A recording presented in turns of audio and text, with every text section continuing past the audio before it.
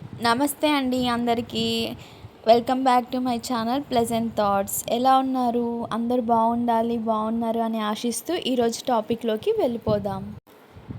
నేను ముందుగా చెప్పినట్లు మా ట్రిప్లో డే 1 చూపిస్తున్నా అండి. డే 1 వచ్చేసి కాణిపాకం.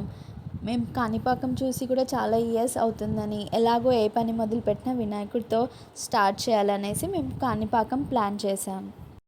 కాణిపాకం వచ్చేసి చిత్తూరు డిస్టిక్లో ఉందండి. మనకి నియరెస్ట్ రైల్వే స్టేషన్ కూడా చిత్తూరే.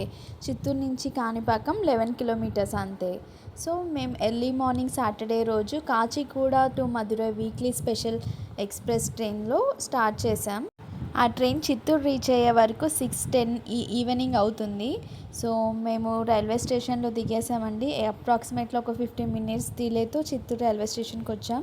అక్కడ ఉన్న వాళ్ళని అడిగితే అలా స్ట్రైట్ మీకు ఒక బ్రిడ్జ్ కనిపిస్తుంది కదా, అక్కడికి వరకు వెళ్ళి లెఫ్ట్లో తిరిగి మళ్ళీ స్ట్రైట్గా వెళ్తే అక్కడికి కాణిపాకం బస్సెస్ ఒక 5 or 10 మినిట్స్కి ఒక బస్సెస్ చాలా ఉంటాయని చెప్పారు. సో మేము మెల్లగా అలా నడుచుకుంటూ అక్కడి వరకు వెళ్ళాం. మేము అక్కడికి బస్ స్టాప్ దగ్గరికి వెళ్ళగానే 5 మినిట్స్లో మాకు బస్సు వచ్చేసింది. అక్కడి నుంచి ఆటోస్ కూడా అవైలబుల్లో ఉంటాయి. కావాలనుకున్న వాళ్ళు ఆటోలో కూడా వెళ్ళొచ్చు.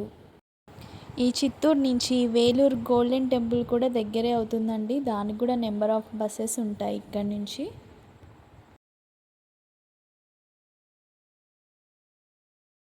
అప్రాక్సిమేట్గా 7:15 అలా అవుతుంది. మేము కాణిపాకం రీచ్ అయ్యాం. మీకు అక్కడ కమాన్ కనిపిస్తుంది కదండి, అదే గుడి. అలా స్ట్రైట్గా లోపలికి వెళ్తే మనకి గుడి కనిపిస్తుంది. మా నెక్స్ట్ ప్లాన్ వచ్చేసి ఇక్కడ నుంచి తిరుపతికి వెళ్ళాలి. సో అక్కడ బస్ స్టాండ్లో ఎంక్వైరీ చేస్తే లాస్ట్ బస్ 8:30 అని తెలిసింది. చిత్తూరుకి వెళ్ళాలన్నా 8:30కే, తిరుపతికి వెళ్ళాలన్నా లాస్ట్ బస్ 8:30 అని చెప్పారు. సో మేము ఫాస్ట్గా వెళ్ళి దర్శనానికి వెళ్ళాం. లగేజ్, సెల్ ఫోన్స్ అవన్నీ నాట్ అలౌడ్ అండి. సో ఇక్కడే క్లాక్ రూమ్లో లగేజ్ పెట్టేసాం. ఫోన్ కూడా నాట్ అలౌడ్ కాబట్టి ఇక్కడే పెట్టేసి దర్శనానికి వెళ్ళాం. దర్శనం టైమింగ్స్ వచ్చేసి మార్నింగ్ 6 to ఆఫ్టర్నూన్ 1 వరకు అంటండి. మళ్ళీ ఈవినింగ్ 4 నుంచి 9 PM వరకు. మీకు ఇక్కడ కోనేరు కనిపిస్తుంది కదండి, ఈ కోనేరులోనే కాళ్ళు కడుక్కొని మేము దర్శనానికి వెళ్ళిపోయాం.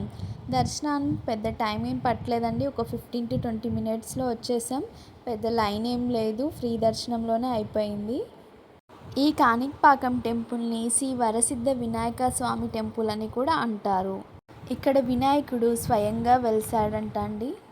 ఇక్కడి స్థల పురాణం ప్రకారం పూర్వంలో 3 అవిటి అన్నదమ్ములు ఉండేవాళ్ళు. ఒకరు మూగ, ఒకరు అంధుడు, ఒకరు చెవిటి. ఒకరోజు ఆ 3 అన్నతమ్ముళ్ళు నీళ్ళ కోసం బావి తవ్వడానికి వాళ్ళ పొలానికి వెళ్తారు.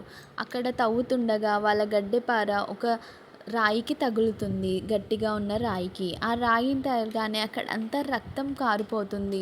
ఆ రక్తంతో వాళ్ళకి అవిటితనం పోతుంది. వాళ్ళు మాట్లాడగలుగుతారు, చూడగలుగుతారు, వినగలుగుతారు. ఈ విషయం ఊరంతా పాకింది. సో ఊరి వాళ్ళందరూ అక్కడికి వచ్చి దాన్ని ఇంకొద్దిగా లోతుగా తవ్వితే అప్పుడు ఈ వినాయకుడు బయటికి పడ్డారు.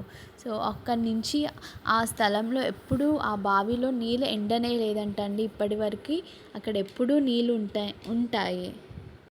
కాణిపాకం అంటేనే కాణి అంటేనే చిత్తడి నేల, పాకం అంటే నీళ్ళు ప్రవేశించడం, చిత్తడి నేలలోకి నీళ్లు ప్రవేశించడం. దీని కారణంగా దీనికి కాణిపాకం అనే పేరు వచ్చింది. ఇప్పుడు మనం దర్శనం చేసుకోవడానికి వెళ్ళిపోదామండి. ఇక్కడ పక్క నుంచి స్ట్రైట్గా వెళ్ళాలి దర్శనంకి. ఇక్కడ మీరు చూస్తుంటే మనకి పక్కన ఒక లైన్ కనిపిస్తుంది, శ్రీగా దర్శనం. అది 150 టికెట్కి. మనకి లైన్ పెద్దగా లేదు కాబట్టి ఇలా ముందుకు వెళ్తే ఇదే అండి ఫ్రీ దర్శనం లైన్ వచ్చేసి.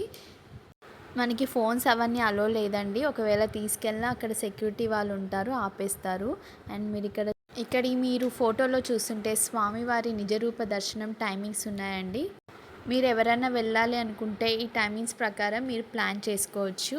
అంతే అండి, మేము దర్శనం చేసుకుని వచ్చేసాము. అప్పటికే మాకు 8:20 అలా అవుతుంది. మేము అలా బయటికి వచ్చేసామో లేదో మాకు తిరుపతి బస్ రెడీగా ఉంది. సో మేము అక్కడే బస్ ఎక్కేసి తిరుపతికి స్టార్ట్ అయ్యాం. ఇంతేనండి కాణిపాకం మా చిన్న ట్రిప్.